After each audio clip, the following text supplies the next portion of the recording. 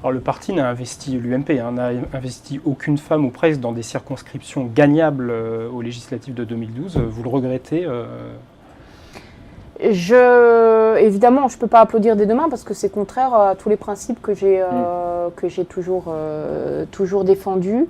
Ensuite, tous les féministes de la nouvelle heure qui s'en offusquent, j'aurais aimé qu'ils soient un peu plus actifs pendant les sénatoriales parce que quand même leur dissidence, ça fait perdre Catherine Dumas qui était une sénatrice, donc on a perdu une femme à cette occasion.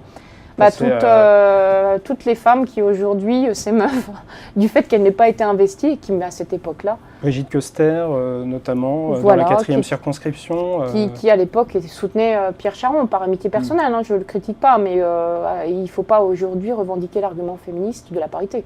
Moi, je me suis toujours battue pour la parité, donc je trouve que c'est un peu... C'est pas ça, ce genre de choses. Et ce combat, vous ne l'avez pas mené en faveur de Rachida Dati, en l'occurrence?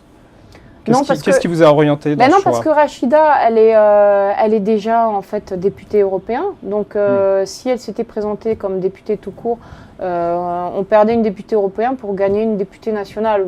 Je ne vois pas en quoi ça fait progresser la parité. À la limite, s'il y avait une nouvelle femme sur cette circonscription, on aurait pu en reparler. Mais ce n'est pas un combat pour la parité. Non, mais honnêtement, quand même, voilà, je regrette qu'en plus, dans des circos où on peut faire des résultats dans le 12e et le 14e, on n'a pas eu de femmes.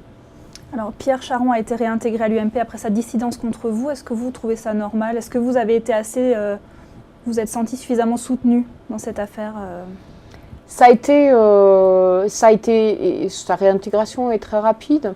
Et ce que je trouve toujours dommageable, c'est que il n'y a pas beaucoup de respect de la morale et de l'éthique politique dans cette affaire. Et de l'éthique, je veux dire que les gens nous regardent, quoi. Il ne faut pas s'étonner que les politiques soient discrédités dans ces affaires.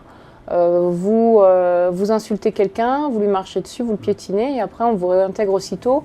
Bon, je ne trouve pas que ce soit totalement exemplaire. C'est pas, en tout cas, ça n'a pas grandi le parti.